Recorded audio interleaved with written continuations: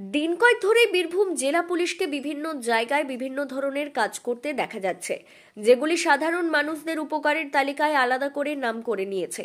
আর এই সকল কাজের মধ্যে অন্যতম হলো বেকার যুবক যুবতীদের হাতে চাকরির নিয়োগপত্র তুলে দেওয়া। মাসখানেক আগেই আমরা দেখেছিলাম বীরভূম জেলা পুলিশের তরফে বেশ কয়েকজনের হাতে চাকরির নিয়োগপত্র তুলে দেওয়া হয়েছিল। তবে সেই সংখ্যাটা ছিল মাত্র 24 এবং জানানো হয়েছিল আরও 18 জনের কাগজপত্র তৈরির কাজ চলছে। কিন্তু এসবের মধ্যে এবার বীরভূম জেলা পুলিশ একসঙ্গে 306 জনের হাতে চাকরির নিয়োগপত্র তুলে দিল।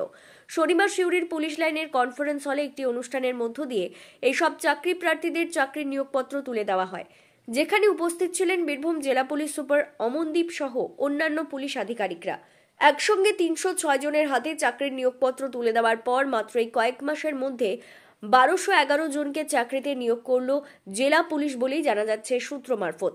এখন প্রশ্ন হলো, কাদের চাকরিতে নিয়োগ করা হচ্ছে?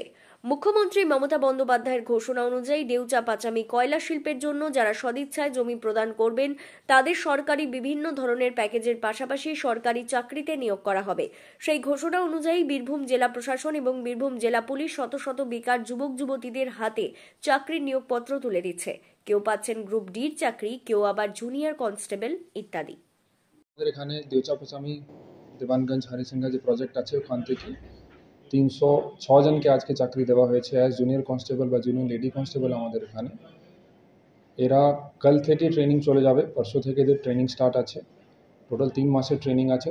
তারপরে 3 মাসের ট্রেনিংয়ের পরে এরা আমাদের বীরভূম জেলাতে এখানে as a part of West Bengal police এখানে এসে নিজের চাকরি স্টার্ট করবে। আমি আরেকটা কথা যেটা বলতে চাই কি এখানে এই 306 লোকের সঙ্গে যে কিছুদিন আগে আমরা আরও 28 জনকে অ্যাপয়েন্টমেন্ট লেটার দিলাম, ওদের ট্রেনিং এদের সঙ্গে একসঙ্গেই হবে। পিটিএস সালুয়াতে পুলিশ ট্রেনিং স্কুল আছে আমাদের সালুয়া, ওখানে এদের ট্রেনিং হবে। তারপরে এরা অ্যাজ রেগুলার জুনিয়র কনস্টেবল বা জুনিয়র লেডি কনস্টেবল আমাদের এখানে এসে চাকরি স্টার্ট করবে।